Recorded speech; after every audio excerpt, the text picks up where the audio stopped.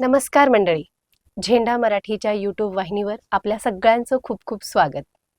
मंडळी, संगीताला आपल्या आयुष्यामध्ये खूप महत्त्व असतं. हो, कारण आत्ताच 12 एप्रिल रोजी मराठीचा झेंडा जगभर पसरवणाऱ्या आपल्या आशाताई भोसले यांचं निधन झालं. परंतु जगभरातील प्रत्येकाच्या हृदयामध्ये एक सूर सतत गुंजत असतो, तो आशाताईंचा. त्यांच्याविषयी आपल्या प्रत्येक मराठी मनाला माहिती असायलाच हवी. आज आपण त्यांच्याविषयीच अधिक माहिती जाणून घेणार आहोत. सुप्रसिद्ध लेखक, कवी डॉक्टर महेश केळुस्कर यांच्याकडून. सरांनी आशाताईंची अनेक गाणी रेडिओवर रेकॉर्ड केलेली आहेत. सरांच्याकडून आपल्याला त्यांच्याबद्दल अनेक आठवणी, अनेक किस्से जाणून घ्यायला मिळणार आहेत. सर सुप्रसिद्ध लेखक, कवी आहेत. मराठी विश्वातील प्रसिद्ध असं व्यक्तिमत्व आहे. आरती प्रभू पुरस्कार, चि.वी. जोशी पुरस्कार, त्याचबरोबर सगळ्यांना माहिती असलेली झिंझिनाट ही कविता आणि त्या कविता संग्रहाला यशवंतराव चव्हाण सांस्कृतिक प्रतिष्ठानचा पुरस्कार मिळालेला आहे. क्रमशः यू कॅन ऑल्सो विन यासारख्या कादंबरी सरांनी लिहिलेल्या आहेत. त्याचबरोबर कवडसे, कवितांच्या गावा जावे असे अनेक कविता संग्रह प्रसिद्ध आहेत आणि आपल्याला साहित्य विश्वातून आणि अजूनही खूप सुंदर सुंदर लेखन सरांचं येत आहे आणि ते आपल्याला वाचायला मिळत आहे. सर आकाशवाणीवरील निवृत्त अधिकारी आहेत. जवळजवळ 36 वर्ष सरांनी आकाशवाणीवरती काम केलेलं आहे. मला असं वाटतंय त्यांच्यापेक्षा आशाताईंबद्दल आपल्याला अधिक माहिती सांगणारं दुसरं कोण असणार. मी झेंडा मराठीच्या यूट्यूब वाहिनीवरती डॉक्टर महेश केळुस्कर सरांचं मनपूर्वक स्वागत करीत आहे. नमस्कार सर. समस्त मराठी रसिकांना आणि झेंडा मराठीच्या टीमला नमस्कार. मला सांगायला आवडेल की आशाताईंना काही वेळा रेकॉर्ड करण्याचा योग मला मुंबई केंद्रावर असताना आलेला आहे. आणि मुख्य म्हणजे त्या एक कवितेच्या जाणकार अशा रसिक वाचक होत्या. म्हणजे मराठीतली उत्तम कविता जशी लता दीदींना माहीत होती, आवडायची, तशीच आशाताईंना सुद्धा. आणि ज्याला आपण म्हणतो शब्दप्रधान गायकी, म्हणजे शब्दांचा अर्थ जाणून घेऊन गाण्यामध्ये आपल्या स्वरांमध्ये उमटवणं, असे जे काही अभिजात गायक असतात, तशा आशाताईही होत्या. आणि त्यामुळे आम्ही कवितांवरती पण अनेकदा अशा गप्पा वगैरे मारायचो अनौपचारिक. आणि मग त्यांचं जे काही रेकॉर्डिंग असेल ते आम्ही करायचो.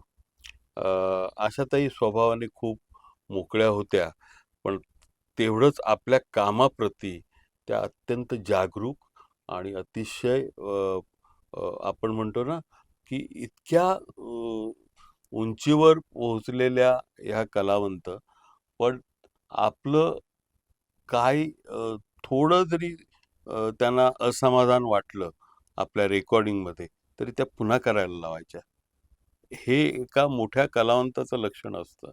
म्हणजे आपण काही लोक असतात की आपण पोचलोय, आता तुम्हाला काय ते करून घ्या, बरं का. पण अगदी तसं नव्हतं त्यांचं.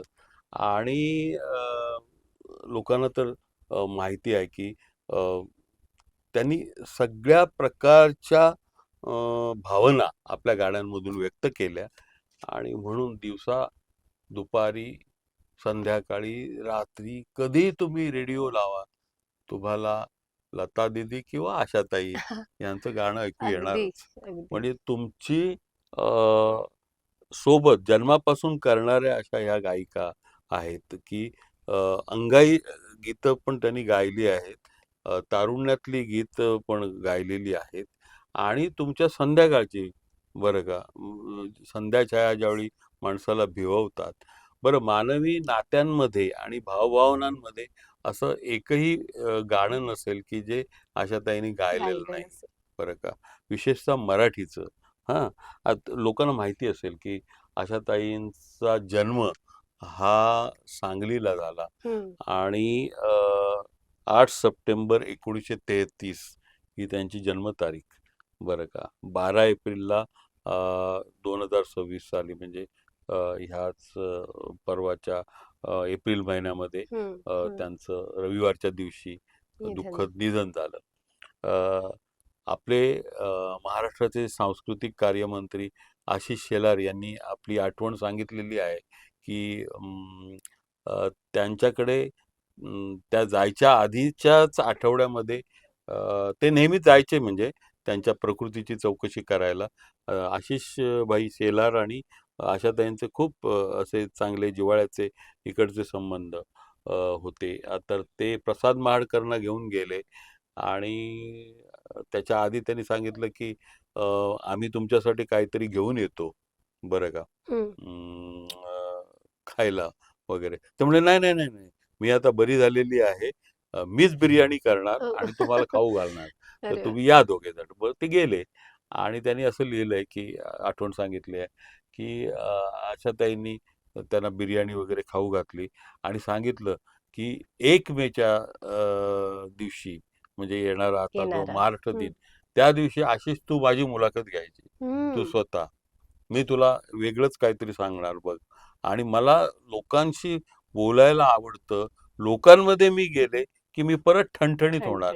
हे वयाच्या 93व्या वर्षी ज्या बाई सांगतायत बरं का, पण ते दुर्दैवाने ते झालं नाही आणि अचानक त्यांच्या प्रकृतीमध्ये चढउतार झाले आणि 12 एप्रिल रोजी म्हणजे ती मुलाखत न झालेली मुलाखत असं त्यांनी म्हटलेलं आहे आशिषजींनी. अनेक लोकांच्या आठवणी आहेत बरं का. तर आशाताईंना म्हणजे त्या एक अशा जिद्दी कलाकार होत्या बरं का. यशवंत देवसाहेब आमच्या आकाशवाणीवर होते बरं का, संगीतकार म्हणून. आणि त्यांनी आपली आठवण सांगितली की ते निवृत्त होताना त्यांच्या गाणी रेकॉर्ड करण्याचा त्यांना भाव सरगमसाठी योग आला बरं का. त्यानंतर ते निवृत्त झाले. पण नंतर निवृत्त झाल्यानंतर देवसाहेबांनी आणि आशाताईंनी एकत्र खूप काम केलं मराठीमध्ये. भावगीत ज्याला म्हणतो आपण, ते मराठीचं भावगीत समृद्ध करण्यामध्ये ह्या जोडीचा खूप मोठा हात आहे. आणि बाबूजींचं तर काय, सुधीर फडके म्हणजे बाबूजी आपण म्हणायचो, सुधीर फडके साहेब आणि आशाताई ह्यांची संगीतकार आणि गायिका म्हणून जी एक काय म्हणू, केमिस्ट्री म्हणतो हल्लीच्या भाषेत, ते फारच विलक्षण आहे, तुम्हाला माहिती असेल. आणि त्यांचे नंतर सुपुत्र बाबूजींचे म्हणजे श्रीधर फडके बरोबर. आता ह्या लोकांनी विशेषतः आपण झेंडा मराठीच्या चॅनेलवर, आपण यूट्यूब चॅनेलवर बोलतो आहोत म्हणून लोकांना सांगायला पाहिजे की ह्यांनी जसे हिंदीमध्ये खूप काम केलं, अन्य भाषांमध्ये काम केलं, पण मराठी लोक हे विसरले नाहीत. मूळ मराठी आणि मराठीचा प्रचंड अभिमान होता. म्हणजे बाबूजींना तर होताच, सुधीर म्हणजे फडके साहेबांना. मी एक बोलेन की त्यांना महाराष्ट्र भूषण हा पुरस्कार मिळाल्यानंतर त्या बिलकुल. असं म्हणाल्या की मला हा भारत रत्नासारखा तो हा वाटतो. हा म्हणजे त्यांना पद्मविभूषण सुद्धा मिळालं, पद्मविभूषण मिळाला पण होता, ते वाक्य पण असं महाराष्ट्र भूषण त्यांना मिळणं हे खूप गौरवाचं गौरवास्पद वाटलं. वाटलं. तर त्याचं कारण, मी महाराष्ट्राची कन्या आहे, अगदी मी बरोबर. मराठीचं दूध प्यालेली मुलगी आहे. आणि दीनानाथ मंगेशकर साहेब जे म्हणजे होते, ज्यांनी हे सगळं अमृत संगीताचं आपल्या मुलींना आणि हृदयनाथजींना दिलं, तो माणूस काय होता, कुठल्या लेवलचे लोक होते हे बरं का. बलवंत संगीत मंडळी आणि त्या काळामध्ये जे तुम्ही अजून दीनानाथ मंगेशकरांची गाणी ऐका, तुम्हाला त्यातलं मराठीपण आणि त्यातलं मराठी अस्मिता, तो जो मराठीचा एक असा काय म्हणू आपण, जाज्वल्य अभिमान, तो तुम्हाला त्यांच्या गायकीमध्ये दिसेल. तुम्हाला गायकी, संगीताला धर्म नसतो पण संपूर्ण ह्याच्यामध्ये त्यांची जी गायकी आणि त्यांच्या सगळ्या मुलांकडे जे आलं पुढे, त्याच्यामध्ये मराठी पण खूप होतं. आशाताईंनी मराठीत विपुल गाणी गायली आणि चित्रपट संगीतातलं एक लखलखतं दालन आशाताईंच्या नावानं आहे, मराठी चित्रपटांचं बरोबर आहे. आता सुधीर फडके साहेबांबरोबर, बाबूजींबरोबर जगाच्या पाठीवर हा 1960चा चित्रपट आणि तिथून सुरुवात झाली बरोबर. त्याच्यामधली सगळी गाणी लोकप्रिय झाली. म्हणजे बाई मी विकत घेतला श्याम, नाच नाचुनी अति मी दमले, हा, तुला पाहते रे तुला तुला पाहते, पाहता. जरी आंधळी मी तुला पाहते. आता हे जे आहे ना, तर ते एक ब्लाइंड व्यक्ती गाते आहे कॅरेक्टर, बरोबर. हे कल्पना करून आशाताईने जे आपल्या स्वरांमधून चित्र उभं केलं आहे, ते खूप, बरं का.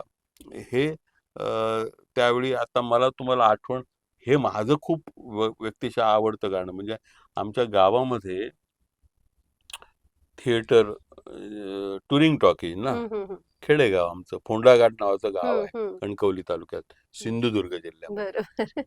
तर तिथे असंच ह्या दिवसांमध्ये तंबू लागायचा, बरं. तंबूचं थिएटर. हम्म. आम्ही लहान शाळेतली मुलं.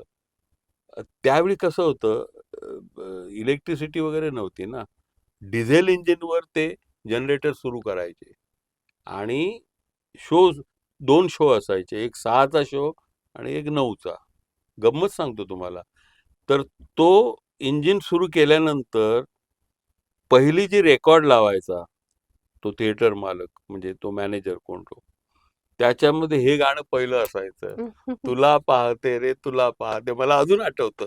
आम्ही त्यावेळी 5वी-6वीत असू, बरं का. लहानपणीच आम्हाला काय मनपटलावरती. माहिती नाही कोणी कोणाला पाहायचं वगैरे. हा. पण हे गाणं गाणं ते अजून कानामध्ये, ते नंतर कळलं मोठं झाल्यानंतर, की अरे, हे गाणं आशाताईंनी गायलेलं आहे. हा. आणि त्यावेळी ते फेमस होतं. म्हणजे 1960चं पिक्चर आहे ना, जगाच्या पाठीवर, बरं का. तर ह्या सगळ्याच भावंडांनी खूप कष्ट काढले. आता काय म्हणजे वेगळं सांगायला. वडिलांनी पाया रचला बिलकुल, आणि बिलकुल. यांनी त्याच्यावरती हो, कळस कळस चढवला असं आपण चढवला. म्हणूया. आता हे ना, सगळं आव्हानात्मक होतं, हम्म. पण ते त्यांनी पेललं. आणि अ, चंद्र आहे साक्षीला, जगदीश केपुळकरांचं हे असंच अतिशय अप्रतिम सुंदर गाणं. गीत. हो. मुंबईचा जावई मधलं का रे दुरावा का रे अबोला, हे बाबूजी आणि अपराध. आशा जोडी, ह्या जोडीचं गाणं आहे, बरं का. का रे दुरावा का रे अबोला, किती छान अपराध माझा अपराध असा माझा काय असा झाला, काय अगदी झाला, बरं. नाही का. हे हे मराठी, प्रत्येकाच्या मनामनात बिलकुल अगदी कुठलीही रुजलेली भावना ही असू दे. गाणी आहेत. हा, आता शापित नावाचा एक चित्रपट आहे, बरोबर. हम्म, हम्म, हम्म. दिस जातील, वा. दिस येतील. आता हे हे जे काय होतं ना, मराठी पण त्यांच्या गायकीमधलं, ते लोकांना खूप भावायचं, बरं का. आणि म्हणून आशाताई ह्या सगळ्या जगाच्याच होत्या, पण मराठी लोकांना त्या अधिक प्रिय. त्याचं कारण, त्या स्वतः मराठीत मराठी होत्याच, असल्यामुळे. पण मराठीचा अभिमान त्यांनी शेवटपर्यंत सोडला नाही आणि जपला आणि अभिमानाने मिळवला, की मी मराठी आहे.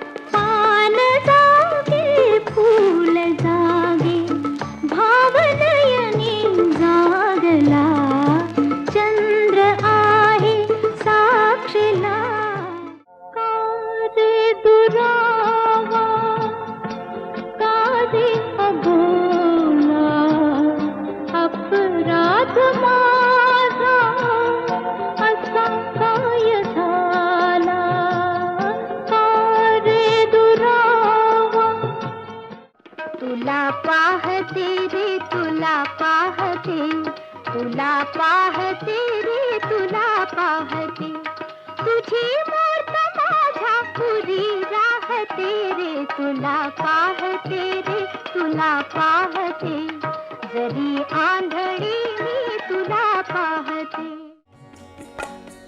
केव्हा तरी पहाटे केव्हा तरी पहाटे उलटून रात गेली मिटले चुकून डोळे मिटले चुकून डोळे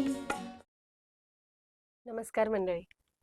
ज्यांना आशाताईंनी गाणी ज्यांची रेकॉर्ड केलेली होती, असं एक व्यक्तिमत्व आपल्यासोबत आहे आणि सरांसोबत खरंच खूप गप्पा मारत असताना प्रत्यक्ष आशाताईंना भेटल्याचाच एक आनंद आपल्याला जाणवतोय. अशाच अनेक सुंदर आठवणी आपण जाणून घेऊयात पुढच्या एपिसोडमध्ये. तोपर्यंत धन्यवाद.